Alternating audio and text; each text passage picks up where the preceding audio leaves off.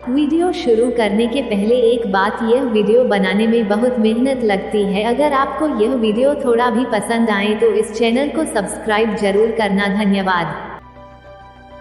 माया सीता का वध। विभीषण की सम्मति के अनुसार रामचंद्र जी ने लक्ष्मण जी को आज्ञा दी कि वे अपने पराक्रम का परिचय देकर मेघनाद का वध करें। अपने अग्रज की आज्ञा पाते ही लक्ष्मण कवच पहन, हाथ में धनुष बाण ले राम के चरण स्पर्श कर मेघनाद का वध करने के लिए चल पड़े। लक्ष्मण के पीछे पीछे विभीषण, सुग्रीव, हनुमान, जांबवंत तथा वानरों की विशाल सेना चली।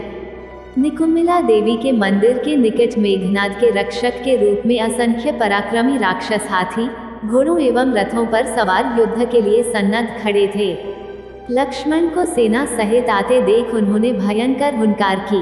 हुंकार की चिंता न कर लक्ष्मण तथा अंगद मारकाट मचाते हुए राक्षस सेना में घुस गए। शेष वानर सेना ने भी उनका अनुसरण किया और वृक्षों, पत्थरों तथा शिलाओं की मार से राक्षसों का विनाश करने लगे।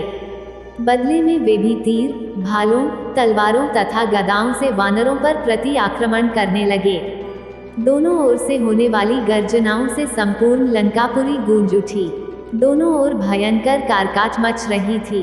सैनिकों के मस्तक, धड़, हाथ पैर आदि कट कट कर शोणित की सरिता में बह रहे थे। मृत शरीरों का एकत्रित ढेर रुधिर सरिता में द्वीप की भांति प्रतीत हो रहा था। अंगद, हनुमान और लक्ष्मण की भयंकर मार से राक्षस सेना त्राही त्राही कर उठी और उनका आर्तनाद सुनकर मेघनाद यज्ञ पूरा किए बिना ही क्रुद्ध होकर युद्ध करने के लिए मंदिर से निकल पड़ा।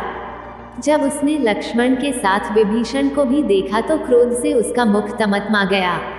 वह भ्रकुटी चढ़ाकर उससे बोला, हे राक्षस कुलकलंक, तुम परम तेजस्वी पुलस्त्य वंश पर कलंक हो, जिसने अपने सहोदर भाई के साथ विश्वासघात करके शत्रु का साथ दिया है। राम न तो हमारे वंश का है, न हमारा मित्र है और न कोई धर्मपरायण व्यक्ति ही है। फिर तुम उसका साथ क्यों दे रहे हो? यह मत भूलो कि अपना अपना होता है और पराया पराया ही होता है। धिक्कार है तुम्हारी बुद्धि पर, जो तुम स्वयं दास बनकर संपूर्ण राक्षस जाति को एक विदेशी का दास बनाने के उद्यत हो गए। तुम याद रखना कि राम कभी तुम्हारा सगा नहीं बनेगा। वो यह कर कर तुम्हें मरवा देगा कि जो अपने सगे भाई का नहीं हुआ वो हमारा क्या होगा।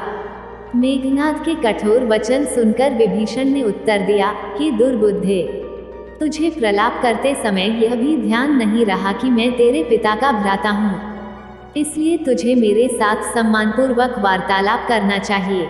स्मरण रख, राक्षस कुल में जन्म लेकर भी मैं क्रूर व्यक्तियों की संगति से सदा बचता रहा हूँ। मैंने तुम्हारे पिता को भी उचित सम्मति दी थी, परंतु उसे मानना तो एक ओर, उन्होंने भरी सभा में मेरा घोर अपमान किया।